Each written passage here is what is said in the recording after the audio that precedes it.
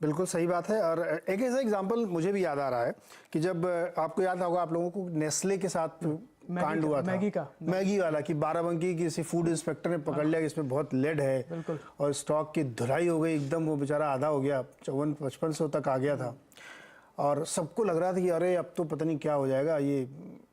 तब मुझे लगता था कि क्या है, एक इशू है, वो सॉल्व हो जाएगा, उसके बाद स्टॉक में रिटर्न आएगा, बढ़िया आएगा, और देखिए वो स्टॉक 20,000 का है।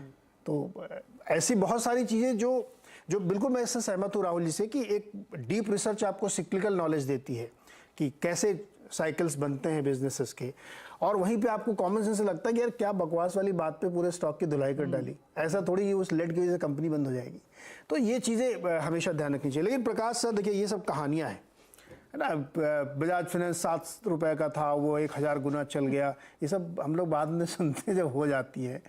मैं आप लोगों से, क्योंकि आप लोग इतने सीजन लोग हैं ना, कि जैसे 100x वाला स्टॉक ढूंढना है, 200x वाला स्टॉक ढूंढना है, तो वो हमको नहीं पता कौन सा बनेगा, आप किसी को नहीं पता, ना कोई प्रोडिक्शन ज्योतिषी नहीं है कोई, लेकिन वो जो माइंडसेट होना चाहिए कि हमको एक बहुत ही बढ़िया कंपाउंडर ढूंढना, वो माइंडसेट आप मेरे को, दर्शकों को सिखाइए। 100x वाला स्टॉक कैसे ढूंढे? नहीं नहीं, इतनी जल्दी सिखा देंगे तो फिर हमारी कोई जरूरत नहीं पड़ेगी। But on a serious note, इसमें गणित आपका साथ देता है। गणित बहुत, तर्क और गणित से अगर आप करें तो इसमें कोई ऑफ कोर्स लक फैक्टर है कि आप सही राह पे चले, कि आपको ढूंढने में आसानी हो, या सही सेक्टर चुने, या वो सब है। मैं ये समझा रहा हूँ कि देखिए, दो स्टॉक के प्राइस में 50x या 100x होने में, कोई भी लेवल पे आने के लिए दो फैक्टर्स इन्वॉल्व होते हैं, है ना। तो वो क्या है, एक है ईपीएस और दूसरा है पी मल्टीपल। ये हम लोग सब जानते हैं, बहुत मतलब आसान तरीके से समझते हैं कि ईपीएस इंटू पी मल्टीपल यानी आपका स्टॉक प्राइस जो आ गया। तो स्टॉक प्राइस जो आना है उसमें पीई मल्टीपल वो एक मार्केट ड्रिवन फैक्टर है। मार्केट में मोमेंटम है, मार्केट में किस टाइप की डिमांड है, मार्केट का मूड माहौल कैसा है, तो पीई वहां से फ्लक्चुएट होता है, रोज रोज चेंज हो सकता है। लेकिन जो ईपीएस है कंपनी का, जो अर्निंग है, जो कंपनी क्या कमाती है और क्या रिटेन करती है, वो आपके लिए बहुत क्लियर कट एक ठोस आंकड़ा है। हमारी चेष्टा ये होनी चाहिए कि हम ऐसा बिजनेस चुने, ऐसी कंपनी चुने नीरज भाई, जिसकी ईपीएस ग्रोथ आपको कई हद तक प्रिडिक्टेबल या फोरकास्टेबल रह सकती है।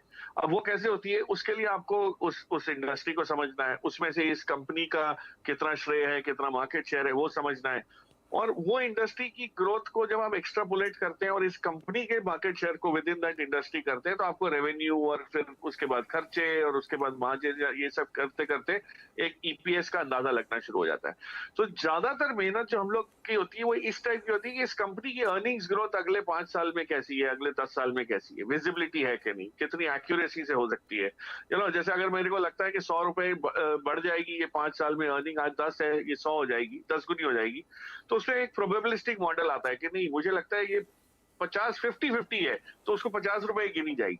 सो आप मैथमेटिकली धीरे धीरे जैसे जैसे एक्सपीरियंस करेंगे, अपना थोड़ा कागज और पेंसिल बिगाड़ेंगे, तब आपको ये समझ आना शुरू हो जाएगा कि अर्निंग्स को आपने जैसे समझ लिया, जिस प्रकार की स्ट्रेंथ आपको अर्निंग्स में आनी चाहिए और उसको ट्रैक करना आना चाहिए, भाव तो कभी ना कभी आ ही जाएगा, है ना।